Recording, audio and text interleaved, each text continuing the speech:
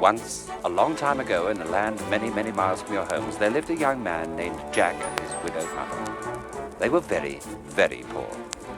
They lived in a tumble-down cottage in the country, and although the cottage had a large garden, try as he may, Jack could never get anything to grow there. Jack was by no means a lazy young man. He'd even try to repair their cottage. But as he banged a nail in one side of the cottage, something would fall off the other side. However, he kept trying, until one day he banged a nail into a piece of wood in the cellar, and 5 tiles fell off the roof. And as their cat Tibbles was sitting on the tiles at the time, and the shock reduced his 9 lives to 8, Jack decided it was safer to leave the cottage as it was and concentrate his efforts on the garden. By now, Jack knew only too well that he'd never get anything to grow in the garden, but in spite of his troubles, he was a happy young man, and so he kept working away, hoping again that came and sat on his spade, and the rabbit that hopped shyly from the hedge. One of the things that Jack liked doing when he took a rest from his work in the garden was to climb the apple tree. Needless to say, no apples ever grew on the tree, but it had lovely, gnarled, twisty branches and green, shady leaves. Jack would climb into the tree and stretch out. Oh, it's a lovely day. Sun shining, birds are singing. Oh, if only something, anything, would grow in the garden, I'd be the happiest fellow alive. Whilst Jack was resting in the apple tree, his mother was looking for him all over the garden. Jack! Jack! Where are you? Where are you? I'm in the apple tree, Mother. In the apple tree? You might fall. Come down here at once, you mischievous boy. She meant, of course, mischievous. Jack's mother had learned to read at the little school in the village, but the only book in the cottage was a dictionary. She read this all the time, but it did tend to confuse her.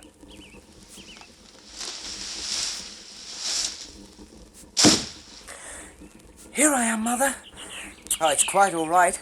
I've been climbing this tree since I was little, and I've never fallen yet. Now, don't you be obstreperlouse with me, young man. Accidents will happen, and I don't want you falling down and breaking your crown. What have you been doing? What have I been doing? What I'm always doing. I dig, I sow, I rake, I mow, I sweat, I strain, I pray for rain, I push, I shove, I heave, I hope, but I still can't get the thing to grow. I pot, I plant, I fertilize, I put in seeds of every size. I dig, I sow, I strain, I strive, but nothing more than we'd survive. It's not too much to ask to see some blossom on my tree. And if I made some flowers grow, what a happy lad I'd be. No apples on my apple tree, no strawberries ever grow for me, no flowers for the honeybee, only weeds as far as the eye can see. It's not too much to ask to see some blossom on my tree. And if I made some flowers grow, what a happy lad I'd be. Geraniums I've never seen, no peas in pot nor runner bean, but things could be much worse, I mean, at least my weeds are a healthy green. I dig, I sow, I rake, I mow, I sweat, I strain, I pray for rain, I push, I shove, I heave, I hoe, but I still can't get a thing to grow.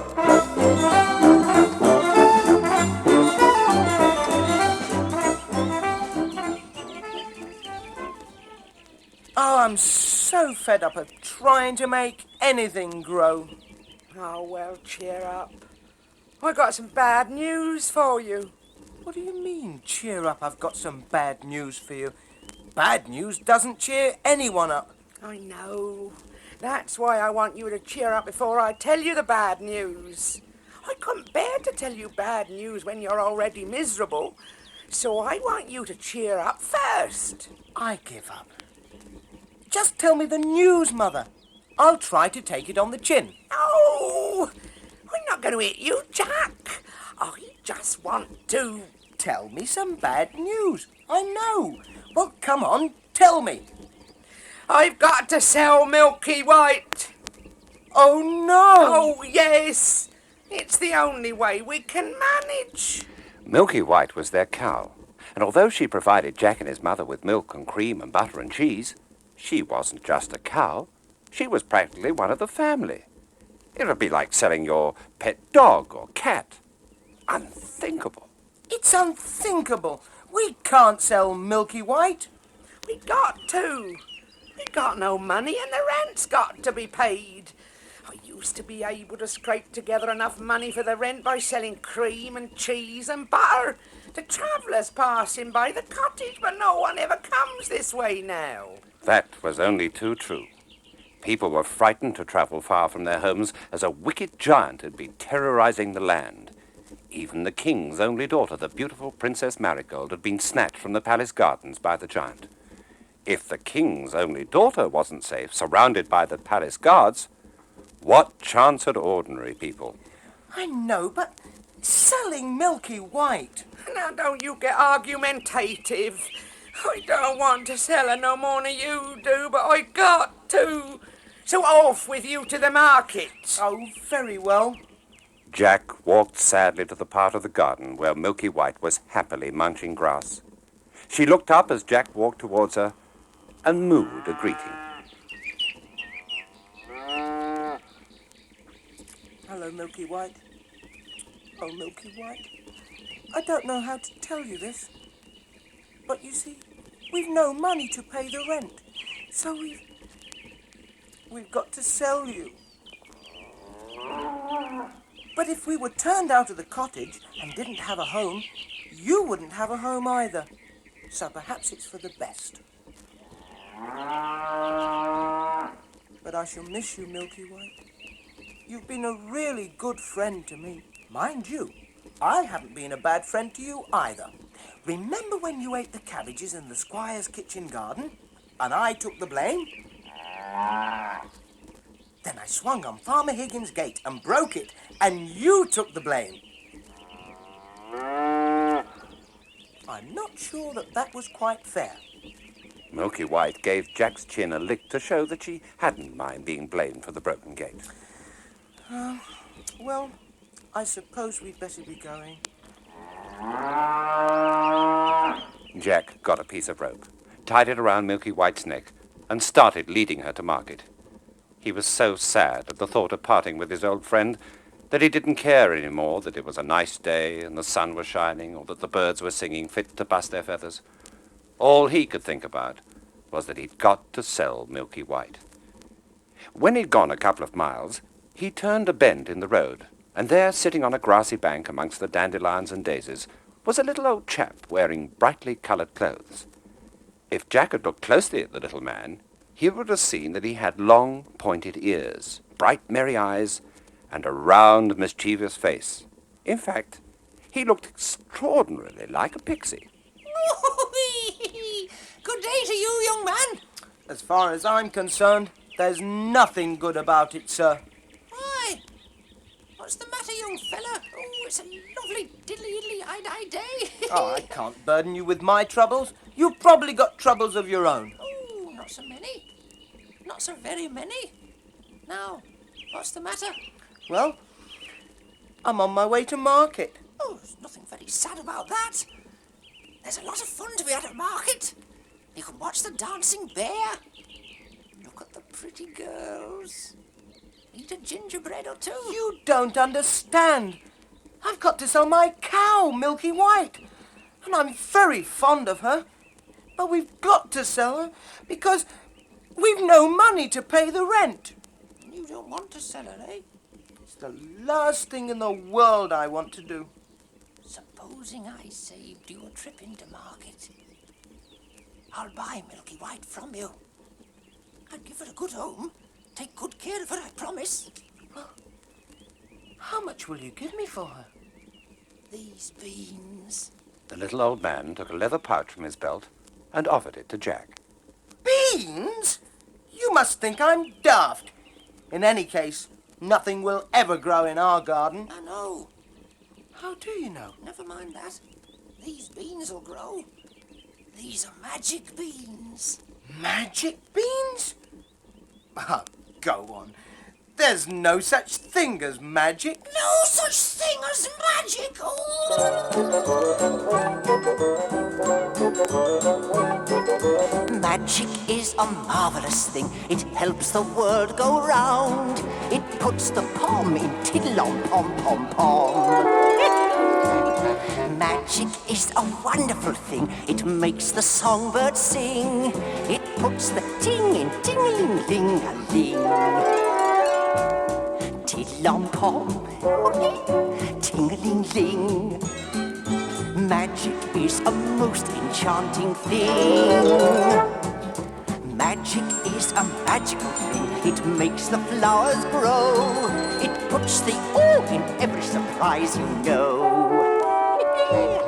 Tiddle-om-pom, ting-a-ling-ling. Magic is a most enchanting thing. Magic is the mystical doorway to your land of dreams. It goes with you wherever you want to go. Tra-la-la-la, tiddly-dee, tiddle-om-pom, ting-a-ling-ling. Magic is a most enchanting thing. Magic is the mystical doorway to your land of dreams. With magic, everyone could be a king. For magic is a most enchanting thing. Tra-la-la-la, tweedly-dee, diddle-om-pom, ting-a-ling-ling. Magic is a most enchanting thing. Magic is the mystical doorway to your land of dreams. With magic, everyone could be a king. For magic is a most enchanting thing.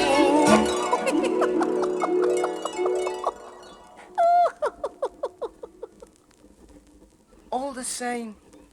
Oh, I don't know. Just think, something growing in your garden after all these years. Well, Fair's fair. If you haven't got something growing in your garden by dawn tomorrow, you can have Milky White back.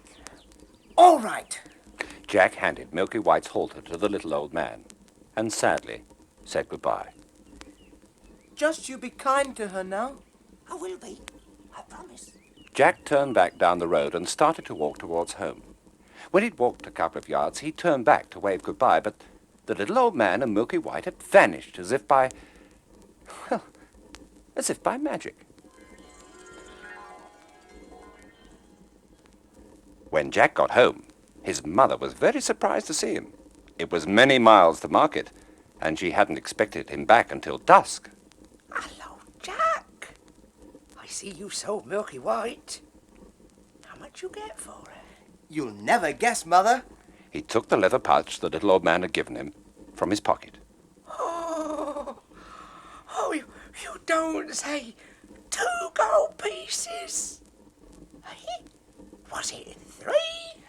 No, Oh, not 4. no. 5 then. Oh, dear. Oh, I've got to sit down. I'm all over trembly. Oh, I knew Milky White was a fine cow, but 5 gold pieces. I didn't get 5 gold pieces, Mother. What? I didn't get any pieces at all. What? No, a little old man bought Milky White from me for a bag of magic beans. What did you say? I sold Milky White for a bag of magic beans. That's what I thought you said. Oh, you wicked, wicked, wicked boy. Do you think the squire'll accept magic beans for his rent? It's not enough that I'm a poor widow woman. No, I have to add a numbskull for a son as well. Magic beans. Oh! She was so angry she snatched the bag of beans from poor Jack's hand and threw them out of the window. She didn't even have to open the window because the glass had fallen out long ago. But don't say another word. How could you have been so stupid, so silly, such a dope, such a fool, such a silly Billy. How silly, how foolish, what a stupid thing to do. There's nothing where your brain should be, everything I say goes through. You're lazy, you're crazy, you won't get very far. You don't know how to sell a cow, what a stupid boy you are. When I told you to milk the cow, you went right through the door. But you forgot to take the pail and the milk went on the floor. How silly, how foolish, what a stupid boy are you. There's nothing where your brain should be, everything I say goes through. You're lazy, you're crazy, you won't get very far. You don't know how to sell a cow, what a stupid boy you are. I sent you out one day to draw some water from the brook. You didn't take the water jug, but a pencil and a book. How silly, how foolish, what a stupid thing to do. There's nothing where your brain should be, everything I say goes through. You're lazy, you're crazy, you won't get very far. You don't know how to sell a cow, what a stupid boy you are. And now you've gone and sold the cow, a simple thing it seems. Instead of gold, like you were told, you sold the cow for beans. Oh, how silly, how foolish, what a stupid thing to do. There's nothing where your brain should be, everything I say goes through. You're lazy, you're crazy, you won't get very far. You don't know how to sell a cow, what a stupid boy you are. I'm sorry, Mother. There was no food in the house, so Jack climbed the rickety stairs up to bed without any supper. He lay on his bed and looked out of the window at the stars. Somehow, he couldn't believe that the funny little old man had been dishonest, that the beans wouldn't grow. Finally, Jack fell asleep. The stars and the moon slowly faded away, and the first rays of the sun fell on the little cottage. As the birds started their dawn chorus, Jack awoke. At first, he thought it was still nighttime, as his room seemed strangely dark. Then he realized that the light was blocked from his window by huge green leaves. Jack jumped out of bed and excitedly dragged on his clothes. He rushed downstairs and out into the garden and saw the biggest beanstalk imaginable. It had grown where Jack's mother had thrown the beans. The beanstalk was 10 times as high as the cottage, and as he looked, it grew some more. Then some more. The beans! They were magic! It's a magic beanstalk! Now it was nearly to the clouds. It grew a little more and disappeared into the clouds. Without stopping to think where the beanstalk might lead, Jack ran to it and started to climb. He'd climbed higher than the cottage chimney when his mother came running into the garden. Jack! Jack, whatever are you doing? I'm climbing the beanstalk! Come down here at once, you mischievous boy. Come on down. Oh, you never know where that beanstalk might lead. I know one thing, Mother. It'll lead me to an adventure!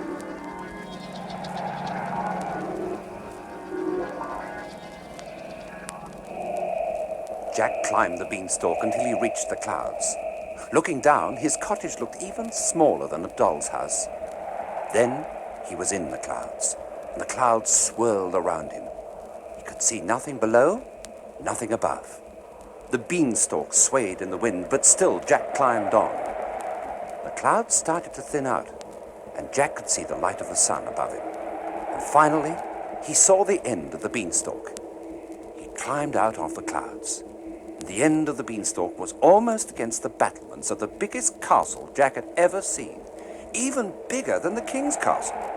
The doors were huge, the windows were huge, and the steps leading down from the battlements were giant-sized.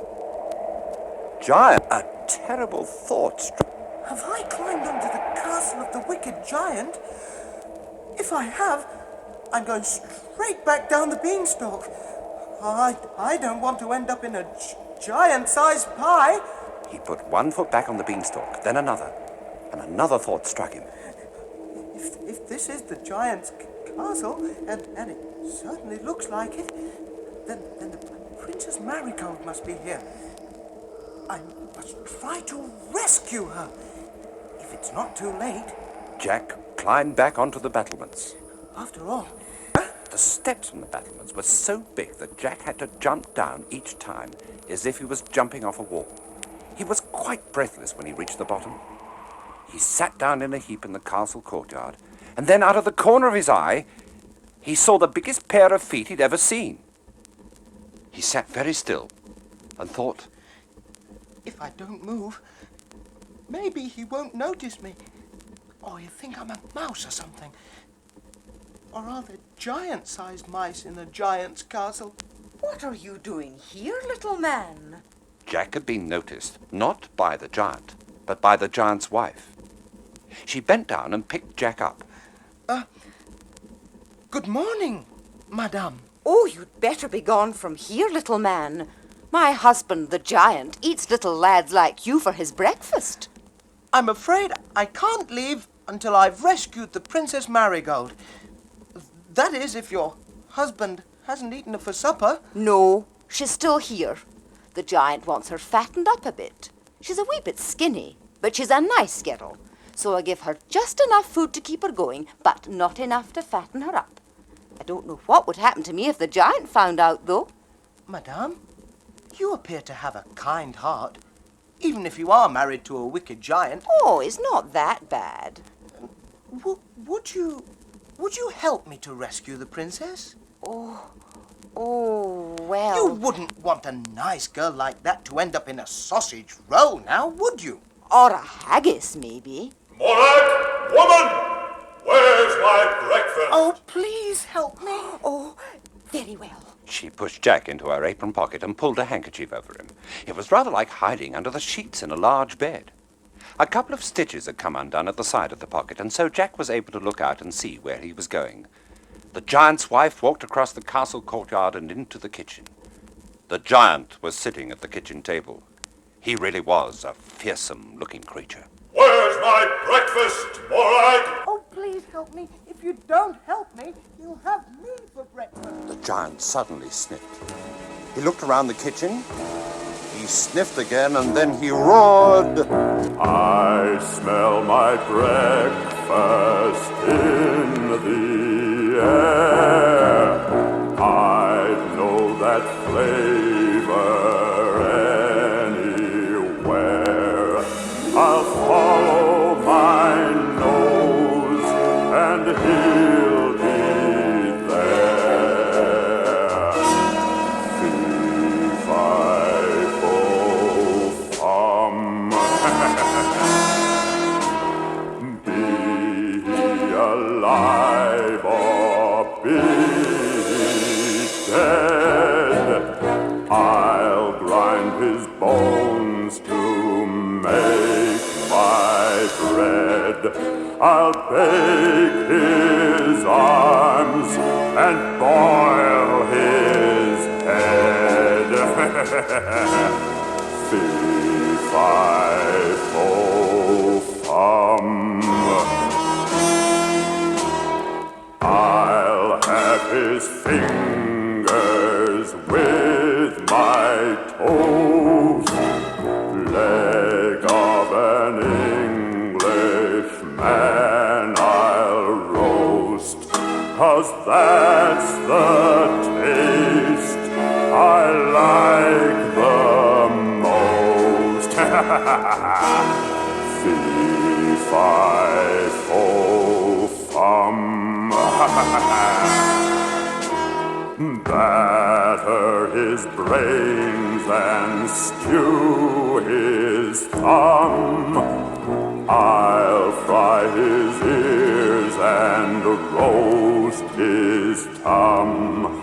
Then wash it down with a jug of rum. Fi Fi Fo Fum. There's no one here, husband, except you and me. How could an Englishman have got into the castle? True, but my nose is rarely wrong. Oh, just your imagination playing tricks. You've been overworking lately, doing all this, terrorizing. Here, eat your breakfast.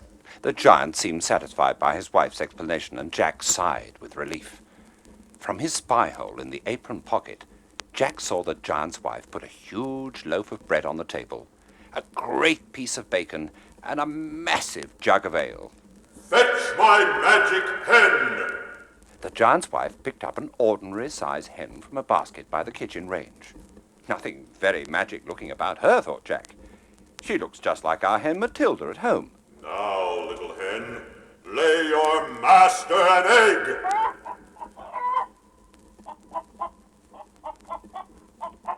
The hen laid an egg.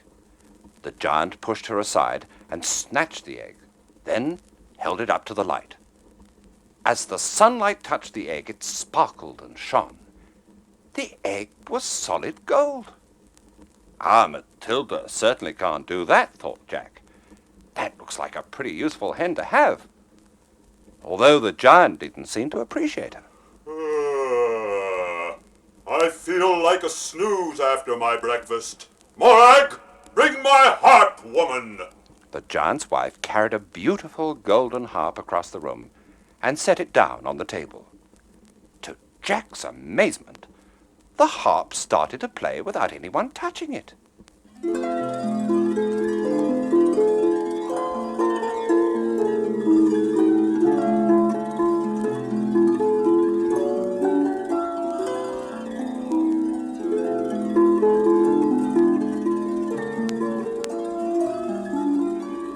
Then it started to sing.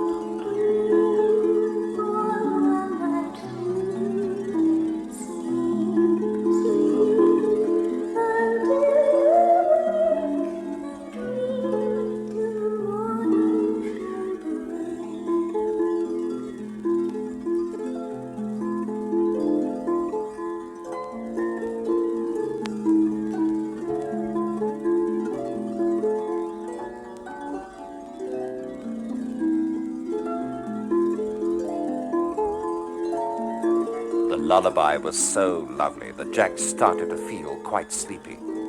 But a frightful noise soon woke him up.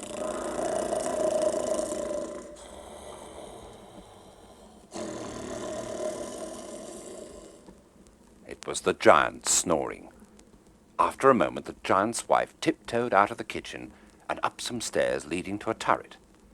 At the top of the stairs, she stopped, reached into her pocket, and lifted Jack out. The Princess Marigold is in here. I can't help you any more than this. It's up to you now. She turned the key in the lock and pushed the door ajar, then turned and tiptoed back down the stairs. Jack pushed open the door to the turret room and stepped inside. At first he couldn't see anyone in the room, and he thought that perhaps it was a trick to capture him. Then, as he stood there, undecided as to what to do, a lovely girl stepped from the shadows of the window recess. It was the Princess Marigold. Jack had seen her riding by once in a beautiful golden coach, and although her clothes were tattered and torn now, she looked just as beautiful to Jack. She had long, honey-colored hair and the bluest eyes Jack had ever seen. He dropped to one knee. Your Majesty! Oh, please. It would be ridiculous to stand on ceremony when we're in the direst danger in a wicked giant's castle. Are you all right? They haven't hurt you? No. In fact, the giant's wife's been quite kind. But I've a horrible feeling that the giant wants to eat me. Unfortunately, I'm too skinny. I don't think you're skinny. The giant does. I heard him saying so to his wife. Well, I suppose compared to a giant's wife, you are slim. But no one compares a gazelle to an elephant, or a hummingbird to a hippo. You seem just about right to me. You seem just about right to me, all that I could have dreamed you would be. You're as pretty a picture as I could have wished you, and just about right to me. You're as lovely as spring to see, more than I could imagine you'd be. If I'm dreaming, then shake me, but don't ever wake me from out of this fantasy. Was it magic that brought us together this way? If it's magic, then spellbound I think I'll stay. You seem just about right to me, more than I could have hoped you would be. I don't care if you know it, I can't help but show it. You're all that I dreamed you would be. Was it magic that brought us together this way? If it's magic, then spellbound I think I'll stay. You seem just about right to me, more than I could have hoped you would be. I don't care if you know it, I can't help but show it. You're all that I dreamed you would be. You're all that I dreamed you would be.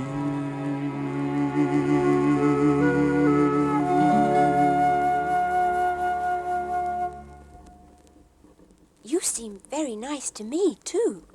Oh, well, we mustn't stand about here. We've got to escape. I'm going to rescue you. Are you really? Of course I am.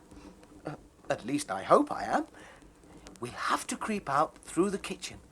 The giant is asleep. We listen outside the kitchen door to see if he's still snoring. Jack took the Princess Marigold's hand and helped her down the steps from the turret room where she'd been held prisoner. The steps were very large, but they managed to get to the bottom safely. Quiet as mice, they listened outside the kitchen door. He's still asleep. Follow me. There's a hen in the kitchen I'm taking with us. She's a very useful sort of hen, and the giant doesn't seem to be very nice to her. They pushed open the kitchen door. They stood stock still and held their breath, and the door creaked. But the giant snored on. Jack crept across the kitchen, followed by the princess. He stopped by the little hen and put a finger to his lips. I won't hurt you. Jack picked up the hen and tucked her under his arm. Then they started to tiptoe across the vast kitchen. At last they reached the door to the courtyard. They were just creeping through it when the giant's magic harp saw them. The giant grunted, but did not awaken. Jack and the princess ran across the courtyard as fast as their legs could carry them. The harp called even louder.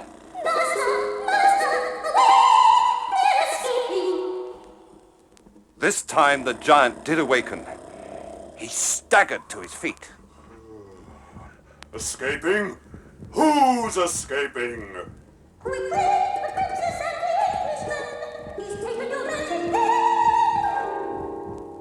What? He started to run into the courtyard after them. By this time, Jack and the princess were at the other side of the courtyard. Quickly, through the castle gate. It's open. We'll climb onto the beanstalk there. We'll never manage to get up the battlement steps. They ran out of the castle gate and towards the beanstalk. But the giant had such long legs he wasn't far behind. Onto the beanstalk and climb down as quickly as you can. They started to climb down the beanstalk. The giant arrived at the top of the beanstalk just as they were disappearing into the clouds. The beanstalk seemed a perilous ladder for someone so large, and so the giant hesitated at the top of it. From below he heard the magic hen clucking. My hen! My magic hen! He swung himself onto the beanstalk, which shook with his weight. The giant started to climb after Jack and the princess. Oh, Jack! He's coming after us! Don't worry, he won't catch us. But Jack wasn't as confident as he sounded. The giant was making the beanstalk shake so much that even if he didn't catch them, Jack was afraid they might fall off. Don't think you can escape. I'll catch you. Oh, he's gaining on us! Jack and Marigold were already climbing down as quickly as they knew how, but they could hear the giant huffing and puffing only a few feet above them, and somehow they managed to climb down even more quickly. Then one of the leaves broke under the giant's foot. The leaf came crashing down past Jack and Marigold, nearly knocking them off the beanstalk. The beanstalk swayed above the clouds as the giant struggled to regain it. Jack, I'm so frightened. It's so high up and I can't even stand on the royal dais without feeling dizzy. Just don't look down. I'll hold on to you. You're safe with me. And suddenly the princess didn't feel frightened anymore. She knew she was safe with Jack. They climbed on below the clouds, and Jack could see his cottage and a huge crowd of people gathered at the bottom of the beanstalk. But the giant wasn't far behind. As they came into sight, the crowd cheered. Then they saw how close the giant was, and they fell silent. And when they were reaching the bottom of the beanstalk, Jack called out, Mother, get me an axe! Quickly, an axe! For once in her life, Jack's mother didn't argue. She rushed into the garden shed and grabbed an axe, then ran back to the beanstalk as fast as she could. Here you are, Jack. Here you are, Jack, lad. Jack pushed the little hen into his mother's arms and took the axe. He started to hack away at the beanstalk. But the giant saw what Jack was doing and started to climb down even more quickly. Jack swung the axe back and then crashed into the beanstalk with all his might. The beanstalk swayed and then started to topple. Suddenly, beanstalk and giant came crashing down to the ground. Look out, what are you doing? Oh, you've torn up my Mongolia tree by its roots. And look at that great lump of a giant flat out with his head in the fish pond and his feet all tangled up in me prevaricated ivy. And that was the end of the wicked giant. The crowd went wild. They cheered Jack, they cheered the Princess Marigold, and they cheered the king who come to fetch the princess home. Jack's mother was so proud of Jack. And she had good news for him. Whilst he was climbing the beanstalk, a funny little man had brought Milky White back to the cottage, saying she was unhappy away from her home. So Jack was reunited with his old friend Milky White. And whilst Jack was saying hello to Milky White, a footman in a splendid uniform came up to him. Are you Jack? Yes? The king wishes to see you. Follow me. The footman led Jack to the king, who was just about to help Princess Marigold into the royal coach. Jack went down on one knee before the king. Your Royal Majesty. Arise, brave Jack. My thanks for rescuing my beloved daughter, and for ridding my kingdom of the wicked giant. How can I reward you? To rescue the Princess Marigold was reward enough.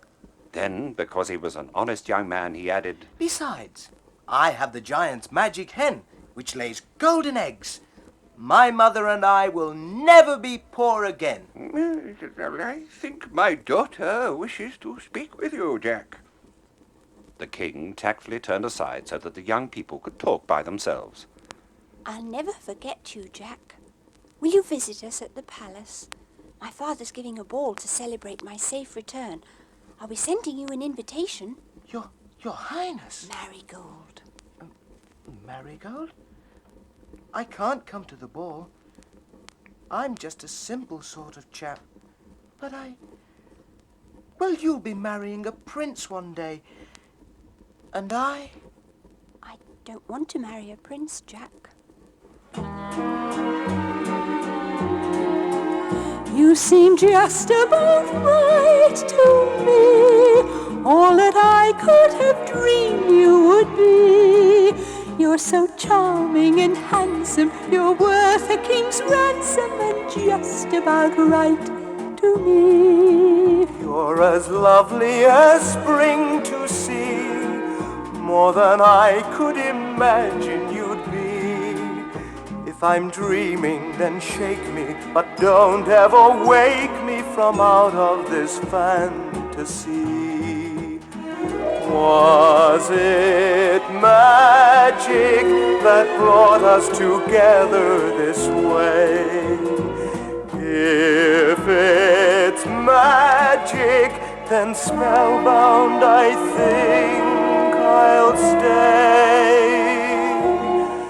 You seem just about right to me, more than I could have hoped you would be. I don't care if you know it, I can't help but show it. You're all that I dreamed you would be.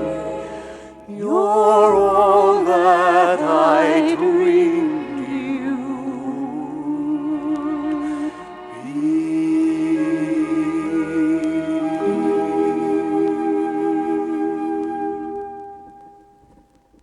In the end, they agreed that they were just about right for each other. The king gave his blessing, and Jack married his princess.